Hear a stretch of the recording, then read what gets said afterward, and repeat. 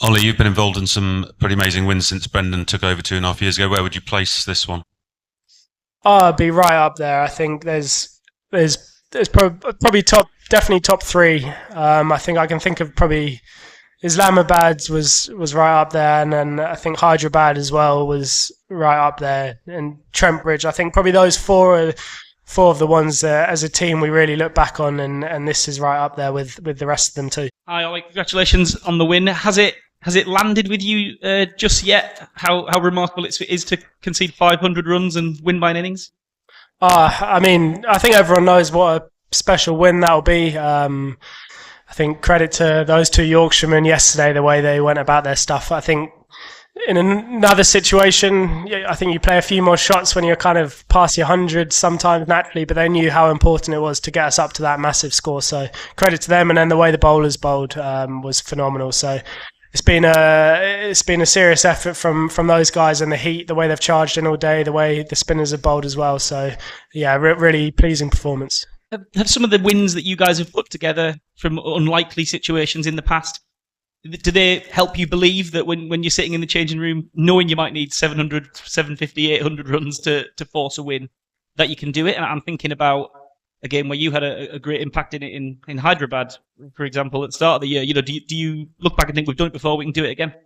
Yeah, absolutely. You take the confidence from those previous performances when you're that far behind in the game. I think the main thing for us in that changing room, we try not to think about the end result too much during the game, especially if we're behind.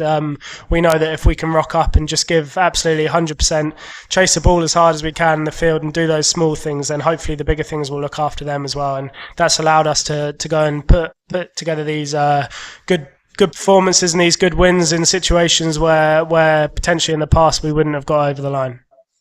Of course, the match, I think we spoke at the start of the game about welcoming Jack back into the team, a real solid citizen, guy you can rely on as a captain. He's had a great week here, and he's been the man to finish it up for you. Just a word on what he brings and what he has brought this week. Yeah, absolutely. It's been great to have Jack back in and around the squad. You know exactly what you're going to get from him as a bowler. He's obviously a very experienced bowler. He's taken a fair few test wickets now and played a lot of first-class cricket too. So he's been awesome to have back around. And I think the way that him and Shoaib Bashir can complement each other throughout the rest of this series is really exciting as well. They've obviously got slightly different skill sets and can challenge batters in different areas as well. And I know Shoaib didn't get his rewards this week, but I'm sure he will over the course of this series. And really happy for Jack, obviously taking that last wicket today. Spent a while out of the team, and credit to him for how he's come back, and he's bowled his heart out, and he's had a bit of bad luck over the last couple of years along the way, so couldn't be happier for him. Ollie, in the last test match that you played, you guys obviously took a little bit of flack. Some people even said you disrespected cricket. Here you've almost paid the ultimate respect to test cricket. You've spent so long in the field, you batted so big. I just wondered if you guys reflected on what happened at the Oval and how pleasing it is to turn it around and produce a result like this. I think firstly what I would say is I know there was a lot of chat about that, but at no point would anyone in that team ever disrespect Test cricket. Everyone absolutely loves it, and I know there was chat about underestimating opposition. I think Baz might have mentioned it before this game. That didn't come from anyone inside the changing room. I think that was a general thing that was spoken about outside of the changing room, not from within us. We respect every opposition we play and know the skills they've got.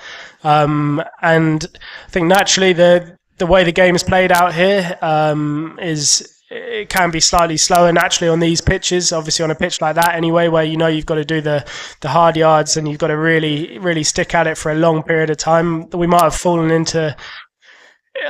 made, I don't want to say a mistake at the Oval, but we might have thought things were going to happen quicker than they did, because we knew that you could score quickly, but you could also take wickets quickly as well if you got it right. And this pitch is kind of the complete opposite to that kind of wicket, and that's kind of what we want to be good at as a team, is adapting to those different scenarios. And we got it slightly wrong at the Oval, but I think the way, especially those two Yorkshiremen batted this week, and the way the bowlers bowled and the different plans that they and the chances they created was awesome. Does this send to other opponents that even 5-5-6 isn't safe against this England team?